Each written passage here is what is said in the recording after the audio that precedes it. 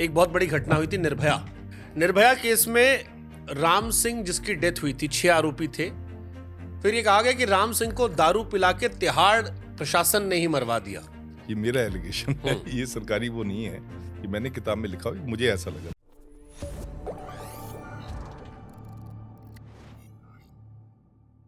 एक बहुत बड़ी घटना हुई थी निर्भया केस। हाँ, निर्भया केस में बहुत सारे सवाल हम सबके मन, क्योंकि आपके जीवन काल में कई बड़ी घटनाएं हुई। निर्भया का, अफजल गुरु का, मकबूल भट्ट, चार्ल्स का हमने जिक्र कर ही लिया है। तो मैं निर्भया से शुरुआत करता हूं, 2-3 किस्सों का हम जिक्र बिल्कुल आप करेंगे। करें। निर्भया केस में राम सिंह जिसकी डेथ हुई थी, 6 आरोपी थे। एक जुवेनाइल था, 4 फांसी पे गए। मुख्य आरोपी राम सिंह कहा था। फिर ये कहा गया कि राम सिंह को दारू पिला के तिहाड़ प्रशासन ने ही मरवा दिया। तिहाड़ प्रशासन ने जानबूझकर उसे हाई सिक्योरिटी में नहीं रखा। वो चाहते थे कि ये मुख्य आरोपी जो है, जनता की भावनाओं का सम्मान करते हुए उसे थैंक यू कर दिया जाए, और उसे मार दिया गया। बिल्कुल, ये सब सही कहा मैंने? ये मेरा एलिगेशन है, ये सरकारी वो नहीं है कि मैंने किताब में लिखा हो, मुझे ऐसा लगा। देखें क्या है कि जेलर का सबसे पहला काम ये होता है कि आपने चाहे जितना मर्जी किसी ने हीनस ऑफेंस क्यों ना किया हो, आप जेलर हो यार, आपको सेफ एंड सिक्योर कस्टडी देना ये आपकी ड्यूटी है। आप कितना बड़ा पाप कर रहे हो अगर आप सेफ एंड सिक्योर कस्टडी किसी को नहीं दे रहे। इस समय आप जेलर थे? उस टाइम मैं लीगल एडवाइजर था, तो Okay. पर जो हाई सिक्योरिटी वार्ड में रखते हैं वो चीजें मैं रिकमेंड करता था। तो मैंने उस टाइम पे जो डीजी थी उनको कहा मैंने कि इनको जो है हाई सिक्योरिटी वार्ड में रख देते हैं। हाई सिक्योरिटी वार्ड का मतलब ये होता है कि वहाँ पे तमिलनाडु स्पेशल पुलिस होती है और 24 घंटे उसके ऊपर नजर रहती है। पर उनका मुझे रिस्पांस मिला कि नहीं नहीं, तुम्हें क्या लेना इसमें, इनको मरने दो। मैंने कहा जी मर जाएंगे, क्योंकि वैसे भी रेपिस्ट के खिलाफ जो हमारे दूसरे प्रिजनर होते हैं उनकी काफी गंदा रिएक्शन होता है। रेप को वहां भी अंदर अच्छा नहीं मानते ना, रेप को अंदर भी कहती है अच्छा नहीं मानते, वो कहते हैं हमारी बहनें हैं, हमारी बेटी हैं, तो वो रेप को अच्छा नहीं मानते। तो मैंने उनको कहा कि आप देखें आप ये कर रहे हैं पर कुछ भी हो सकता है इनके साथ। वो कहते नहीं तुम्हें क्या, तुम अपना काम करो। बड़ा ही ब्लंट उनका रिप्लाई था। तो तो 4 कैसे हाई सिक्योरिटी में गए, एक क्यों नहीं गया? क्योंकि केवल राम सिंह जो था उसे नहीं भेजा गया, बाकी जितने थे, मुकेश सिंह, विनय वर्मा, अक्षय ठाकुर, पवन गुप्ता, इन सबको अंदर ले गए थे। नहीं, हाई सिक्योरिटी में शायद इन्होंने किसी को नहीं रखा था, स्पेशल सिक्योरिटी में रखा था, पर राम सिंह को इन्होंने किसी और प्रिजनर के साथ रख दिया। ये भी आपका क्वेश्चन अच्छा है। इन्होंने राम सिंह को जेल नंबर 3 में किसी और प्रिजनर्स के साथ रख दिया। तो हमारे यहाँ लॉ ये कहते हैं कि जैसे ही कोई बंदा सुसाइड करता है या कोई अंदर अलार्म वगैरह होता है, कोई बात होती है, आप फौरन जो है आप हूटर होता है, एक हूटर बजा भूं करके, जैसे पुलिस का होता है वो लगातार बजता रहता है। तो जैसे ही वो बजा तो मैं भागता हुआ गया। मुझे किसी ने बता दिया था कि उसने राम सिंह ने सुसाइड कर लिया। मैं भागता हुआ गया, मैंने वहां देखा कि करीब करीब 10 फीट ऊपर ग्रिल होगी। तो उस ग्रिल से उसने कोई साफा वगैरह बांध अपनी गर्दन से बांध के उससे ऊपर से लटका हुआ था। जब वो आया था जेल में तब मैं इसको मिला था। जब वो जेल पे आया था जिस दिन, क्योंकि उसकी टेस्ट आइडेंटिफिकेशन पीरियड वगैरह होनी थी, सब कुछ हमारे यहाँ ना प्रेशर में बहुत चीजें होती हैं। मैंने पहली बार देखा था टेस्ट आइडेंटिफिकेशन पीरियड उनकी जो है रात के टाइम पे हो रही है। नहीं तो टीआईपी जो जज करता है दिन के टाइम पे होता है, इसके लिए रात को। मैंने कहा क्या होती है ये टेस्ट आइडेंटिफिकेशन पीरियड होती है जिसमें कि जो एक्यूज्ड होता है, जो विटनेस होती है, वो एक्यूज को आइडेंटिफाई करता है कि ये बंदा था। तो इसमें जो लड़की का जो दोस्त था, हाँ, वो लड़का। वो आया था आइडेंटिफाई करने के लिए कि ये बंदे थे। तो दिन के टाइम होती है हमेशा, पर उसमें रात को हुई और मैं वहां बैठा था। तो उसके बाद मैंने इससे राम सिंह से पूछा, मैंने क्या बात हुई, क्यों किया तूने ऐसा? तो उसने जो अपना रीजन दिया, अनस्टेबल सा रीजन था। वो कहता है जी हमारी परिवार में तो ये सेक्स वगैरह जो ओपन में होता है सारा, तो ये लड़का लड़की पीछे बैठे हुए ऐसे अश्लील हरकतें कर रहे थे, तो हमने शराब पी हुई थी, तो हमारे से ये गुनाह हो गया। तो उसके ना एक हाथ पे, वो गाड़ी भी चलाता था एक हाथ से चलाता था, एक हाथ पे रॉड पड़ी हुई थी उसकी, वो बिल्कुल ही वो सीधा रहता था, टेढ़ा मतलब वो कर। फांसी नहीं लगा सकता था अपने हाथ से? हाँ, फांसी 10 फीट ऊपर, एक तो नीचे एक बाल्टी पड़ी हुई थी प्लास्टिक की। प्लास्टिक की बाल्टी होगी कितना, 2 फीट उसकी ऊंचाई होगी, 2.5 फीट होगी। उसका कद जो था कोई 5.5 फीट का वो होगा राम सिंह। तो मुझे तभी लग गया, मैंने, और साथ में उसके 3 बंदे और हैं सेल में। मैंने उनसे पूछा, अरे जब ये फांसी लगा रहा तुम क्या कर रहे थे? हम तो सो रहे थे जी। जेल में कभी भी कोई इतनी गहरी नींद में कभी कोई नहीं सोता। हाँ, मैं कि आपको तुम्हारे बता, सामने एक आदमी आया, ऊपर हाँ, बांधा, बाल्टी रखा, मैं चढ़ा। 50-60% लोगों का मैं आपको बता रहा हूँ, जेल में आते हैं उनको नींद नहीं आती है। तो मैंने कहा तुम इतनी गहरी नींद में सो रहे थे? कहते हाँ जी हम तो वो बड़ा उनका एरोगेंस थी उनकी बात करने में। तो मैं तब समझ गया मेरे को कि ये इसका मर्डर है। जनहित भावनाओं का सम्मान करती है, सोशल मीडिया या हाँ बाहर वही, का हाँ दबाव, क्योंकि उसमें बहुत ज्यादा था। हाँ, बहुत ज्यादा मुझे वो लगता था। है इससे ज्यादा हाँ गुस्सा कहीं नहीं दिखा होगा आपने। हाँ, इससे नहीं, इससे पहले मैंने रंगाबिला में देखा था, हाँ, तब भी ऐसे ही गुस्सा 80s, था। हाँ, तब भी ऐसे ही सेम गुस्सा था, crime again, same rape same cases. Same same crime again. तो फिर मैंने जब जाके, मेरे मन में था, मैंने अपने ऑफिसर को बताया कि मुझे तो ये मर्डर लग रहा है। वो कहता तुम अपना छोड़ो, काम से तुम काम रहो। हाँ, काम से काम रखो, तुम क्यों इसमें आ अब रहे हो? इसमें मेरे लिए तो हो गया मारा ना मारा, हालांकि उन्होंने काम ऐसा किया था कि उनको कानून में सजा मिलनी चाहिए थी।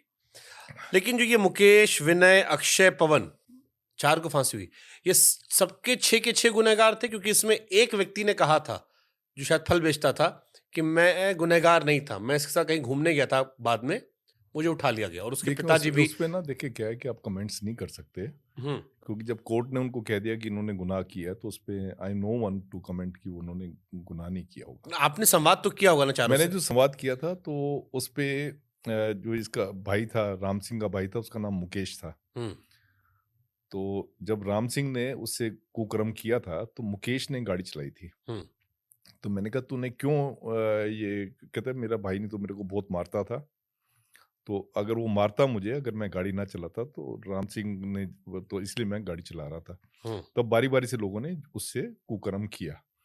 तो इन्होंने देखो क्राइम तो किया है, जैसे जुवेनाइल का कह रहे हैं कि जुवेनाइल ने सबसे ज्यादा किया था, पर हमारे देश में क्या है कि जुवेनाइल एक ऐसा सैक्रोसेंट चीज बन अब गई है। ये मेरे दिमाग में एक सवाल और आया कि जो जुवेनाइल छोड़ दिया गया, हम्म अब 17 साल की उम्र में उसने इतना घिनौनी वारदात को अंजाम दिया। ऐसा तो है नहीं कि 22-25 में सुधर गया होगा वो। नहीं, वो ये सुधरते नहीं है, तो ये देखिए। इनका जुवेनाइल क्या हुआ होगा? देखिए हमारे यहाँ ऐसे वो खुलेआम घूम रहा होगा, नॉर्मल जिंदगी अब? हाँ हाँ, बिल्कुल बिल्कुल कुछ भी बिल्कुल। नहीं होगा उसकी लाइफ ना में? ना, अगर उसने क्राइम किया होगा तो जेल में बंद होगा, हो सकता है उसने, क्योंकि और ऐसे उसकी लोग, आइडेंटिटी भी आपने रिवील नहीं की? हाँ नहीं, जब तक जुवेनाइल होता है उनको कन्फ्लिक्ट इन लॉ कहते हैं, उनको ये भी नहीं, क्रिमिनल भी नहीं कहते, उनको कन्फ्लिक्ट इन लॉ कहते हैं, वर्ड जो इस्तेमाल होता है। और उसके बाद उसने क्राइम किया भी होगा, जेल में गया होगा, आया होगा, वो एक बहुत बड़ा क्रिमिनल बन के निकलेगा वो। बट ये कॉन्शियस कैसे अलाउ किया? ये नहीं हुआ जैसे कई बार सेंटीमेंट भी होता है देखिए कि तभी जुवेनाइल को ऑफिशियली नहीं छोड़ सकते, इस अनऑफिशियली ठोक दो?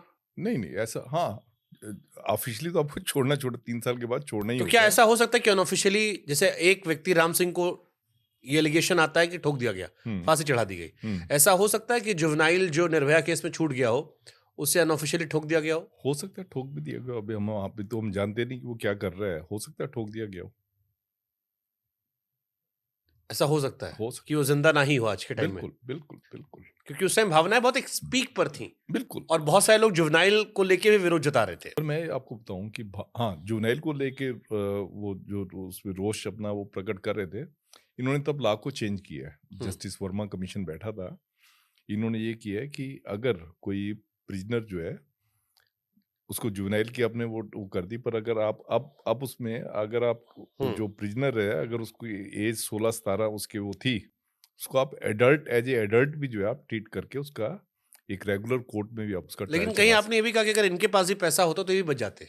हाँ, आप देखें ना, जो ये आप कोहली का केस है, पंढेर का केस है, निठारी वाला, निठारी वाला, मनिंदर सिंह पंढेर, और हाँ, उन्होंने एक बहुत बड़ा नामी सुरेंद्र ग्रामी, कोहली। हाँ, नामी ग्रामी वकील कर लिया उन्होंने। हम्म और नामी ग्रामी वकील आपने कर लिया तो आप किसी को छुड़वा सकते हो। मैं आपको एग्जांपल देता हूँ, इंदिरा गांधी के जो किलर थे, हम्म 3 आदमियों को इन्होंने इन्होंने वो किया था, बलबीर सिंह, केहर सिंह और सतवंत सिंह।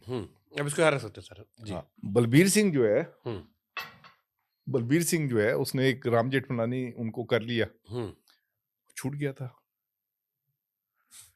ऐसे ही पंढेर और उसका कोहली का है। हाँ, ये बड़ा है। हाँ, 2006 का निठारी अगर कांड आप बात कर रहे हाँ, हैं, अगर जिसके इतना, ऊपर एक वेब सीरीज भी वो नेटफ्लिक्स तो पे बनी हाँ, है। वो तो इतना इतना भयानक केस था, वो तो नफरत होती थी 19 आपको। महिलाओं के साथ बलात्कार किया हाँ गया था, बच्चों के अवशेष बैग में छिपे हुए थे, मिठाई चॉकलेट देकर मारा हाँ गया था।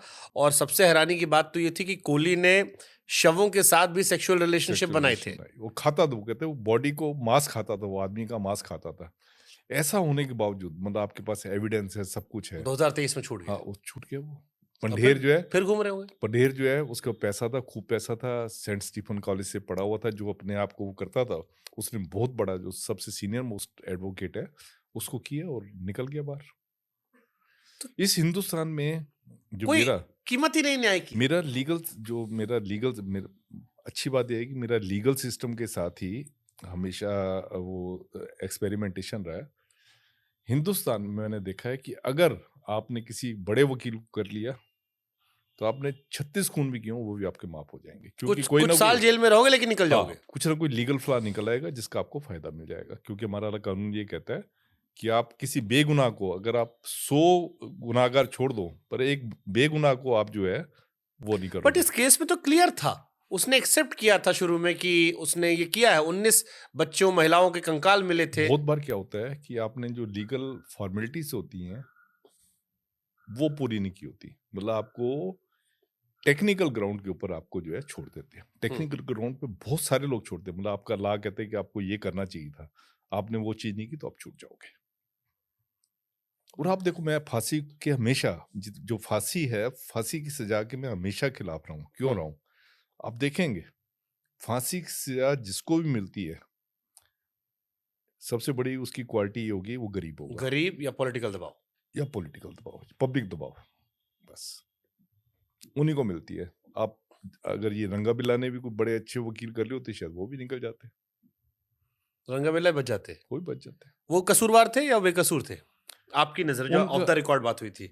नहीं, वो कहते तो मुझे थे कि हम बेकसूर है, पर उन्होंने किया था जब आर्मी वालों ने उनको, क्योंकि उनको जिस तरीके से पकड़ा था आर्मी वालों ने, कितनी इनकी पुलिस ने कितने इनके इश्तिहार वगैरह अखबारों में छापे थे, आर्मी वालों ने इश्तिहार देखा, और जब उन्होंने देखा कि आर्मी के उसमें कंपार्टमेंट में घुस गए हैं, तो फिर आर्मी वालों ने बाई चांस उन्होंने फोटो वगैरह दिखा अखबारों में, इनकी एक फोटो मिलाई और उन्होंने तब उसको कैच किया। रंगा खतरनाक था।